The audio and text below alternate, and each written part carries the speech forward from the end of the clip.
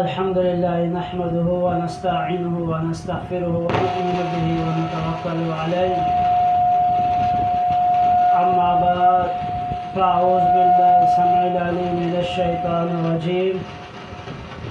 بسم الله الرحمن الرحيم. وإن تعدوا نعمة الله لا تحصوها. آمنت بالله صدق الله العظيم. اللہ جل جلالہ و امن والہ نے قرآن مجید فرقان حمید میں ارشاد فرمایا وَإِن تَعُدُّوا نِعْمَةَ اللَّهِ لَا تُحْصُوهَا، کہ تم اگر اللہ کی نعمتوں کو شمار کرنا چاہو تو تم نہیں شمار کر سکتے. اللہ عز و جل نے انسانوں پر بے شمار نعمتیں نازل فرمائی. کچھ نعمتیں والدین کی صورت میں، کچھ بہن بھائیوں کی صورت میں، کچھ دوست احباب کی صورت میں، کچھ نعمتیں موسم کے حوالے سے، کچھ نعمتیں پھل اور فروٹ کے حوالے سے، کچھ نعمتیں سبزی کے حوالے سے. اللہ کی بے شمار نعمتیں ہیں. ہماری زندگی ختم ہو جائے گی مگر اللہ کی نعمتوں کو ہم نہیں شمار کر سکتے. اور اسی نعمتوں میں اللہ نے مسلمانوں کو ایک آزادی کی نعمت سے بھی نوازا. جیسا کہ 14 اگست 1947 کو اللہ نے مسلمانوں کو یہ نعمت عطا فرمائی کہ مسلمان اپنی مرضی کے مطابق نماز ادا کر سکے، اپنی مرضی کے مطابق دین اسلام پر عمل پیرا ہو سکے. یاد رکھو میرے مسلمان بھائیوں و دوستوں، اگر آپ تاریخ پر نظر ڈالیں تو تاریخ میں ہمیں یہ بات بار بار ثابت ہوتی ہے کہ اللہ عز و جل نے مسلمانوں کو بار بار عظیم نعمتوں سے نوازا. ایک وقت تھا جب ایشیا، افریقہ اور یورپ کے 3 بڑے اعظموں میں مسلمان حکومت اور مسلمانوں کی اقتدار تھی، مگر مسلمان اپنی نااہلی کی وجہ سے اپنے اقتدار، اپنی حکومت کھو بیٹھے اور آج حکمرانی نہیں بلکہ محکوم بن گئے. اس کی وجہ کیا ہے کہ انہوں نے اس نعمتیں کی قدر نہیں کی جس کی وجہ سے اللہ نے ان سے وہ نعمتیں چھین لی.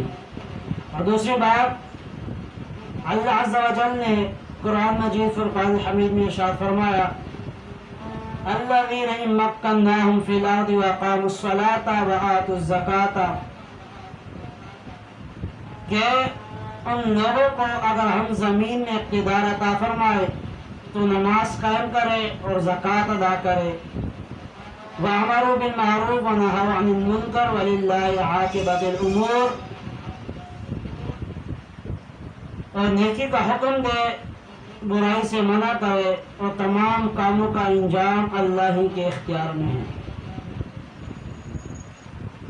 اس آیات کریمہ میں اگر ہم غور و فکر کریں کہ اس میں اللہ نے یہ ارشاد فرمایا الذین مکناہم فی الارض واقاموا الصلاۃ وآتوا الزکاۃ، کہ ان لوگوں کو اگر ہم زمین میں اقتدار عطا فرمائے تو وہ نماز قائم کرے اور زکوٰۃ ادا کرے.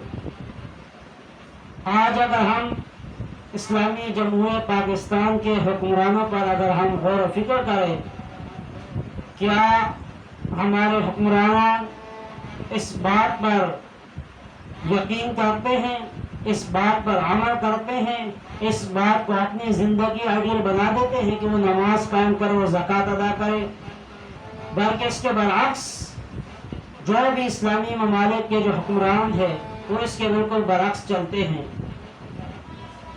اور جو اس مشن کو لے کر چلتے ہیں اسے آگے بڑھنے نہیں دیتے۔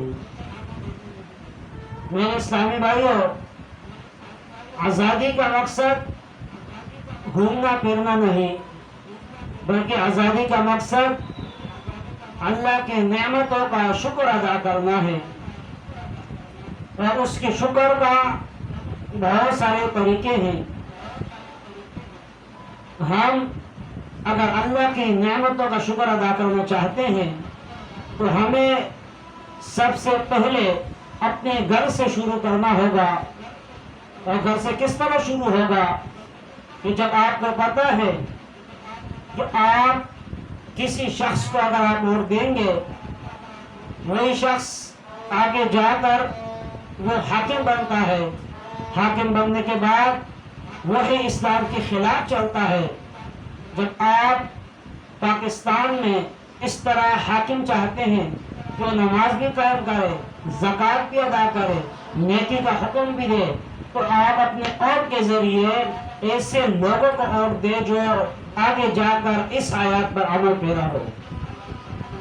اور آزادی کے ساتھ ساتھ یہ محرم الحرام کا مہینہ بھی ہے، تو ماہ محرم الحرام میں حضرت امام حسین رضی اللہ تعالی عنہ نے ہمیں ایک راستہ بتایا۔ وہ راستہ کیا ہے؟ انہوں نے یہ کہا، اپنے زندگی میں اپنے عمل کے ذریعے ہمیں یہ سبق سکھایا کہ اگر گردن کٹنے پر کٹ جائے مگر ظالم کے سامنے کبھی گردن نہیں جھکا دی۔ حضرت امام حسین رضی اللہ تعالیٰ عنہ نے بھی جہاد اکبر کر کے ظالم کے سامنے کھڑے ہو کر انہوں نے دین اسلام کا پرچم تا قیامت سر بلند کیا۔ اسی طرح اسی دور حکومت میں بھی اگر ہم غور و فکر کریں، جس نے بھی نیکی کی دعوت دی، جنہوں نے بھی دین اسلام کو تخت پر لانے کی بات کی، جنہوں نے اسلام کے پرچم کو بلند کرنے کی بات کی، اسی حکمرانوں نے اسے جیل کے اندر ڈال دیا۔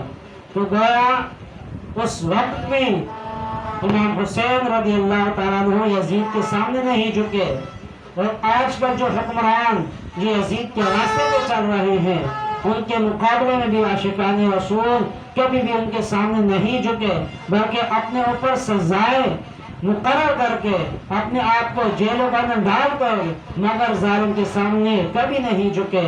تو میرے عزیز دوستو، میرے بھائیو، یہ 14 اگست 1947 یہ جو عظیم نعمت ہے، اس نعمتوں میں ہمیں اللہ کا شکر ادا کرنے کے ساتھ ساتھ اپنے مستقبل کے بارے میں سوچنا ہوگا کہ ہم اپنے اوپر کن لوگوں کو مسلط کریں، کن لوگوں کو ہم اپنے حاکم بنائیں، تاکہ جب وہ عدل و انصاف پر قائم ہو کر وہ اگر فیصلہ کریں گے تو ہمارے لیے بھی، ہمارے بعد آنے والوں کے لیے، تمام کے لیے وہ انشاءاللہ ایک عظیم شان کارنامہ سر انجام دیں گے، جب ہم اپنے ووٹ کے ذریعے ایک ایسے لوگوں کو سامنے لائیں گے جو حضور نبی کریم صلی اللہ علیہ وآلہ وسلم کی سیرت اور صورت کو اپنانے کی کوشش کریں گے۔